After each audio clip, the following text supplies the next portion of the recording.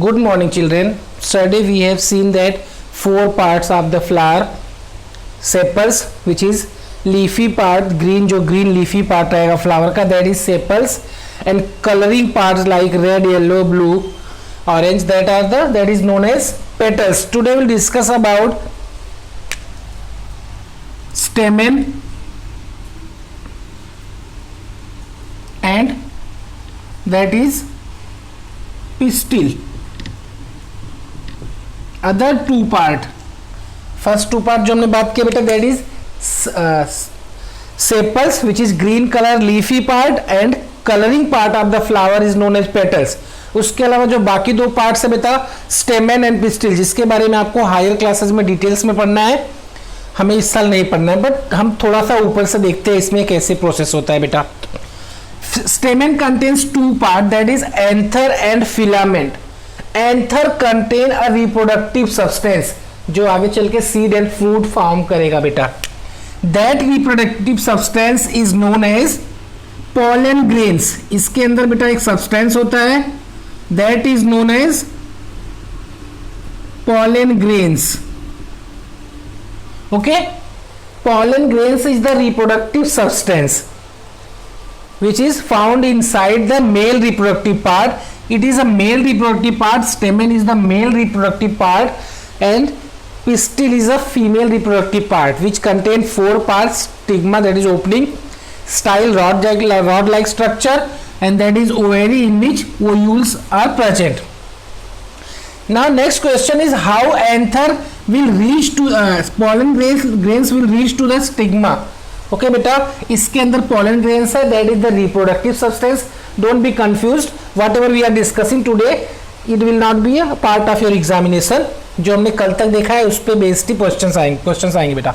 Okay, pollen grains are the reproductive substance that will release from the anther and will reach to the stigma.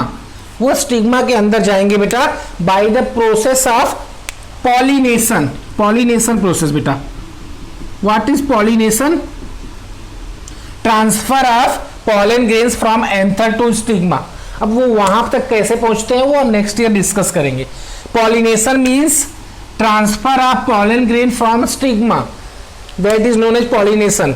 So pollen grain will reach to the stigma and through the style it will reach to the ovaries where बेटा ovaries will develop and that ovule will convert into seeds and whole ovary will be converted into fruits. ये जो ovaries है slowly it will develop, that is the process of fertilization. जहाँ पे fertilization process में क्या होता है बेटा male reproductive and female reproductive parts fuse होकर के एक नया सेल बनाते हैं, that is known as zygote.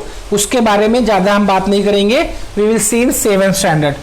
So anther is, or stamen is the male reproductive part which contain anther and filament, and in anther pollen grains which is reproductive substance which is transferred to the stigma, means male part से female part में बेटा by the process of pollination, and then it will reach to the ovaries where ovaries will develop. थोड़ा time लगेगा, बाद में वो develop होगा और डेवलप होकर के पूरा ovaries फ्रूट फॉर्म करेगा और उसके अंदर का structure that is known as ओयूल.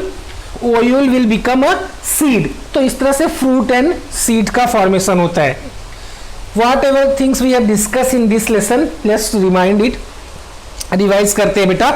In this lesson we have discuss about 3 types of plants: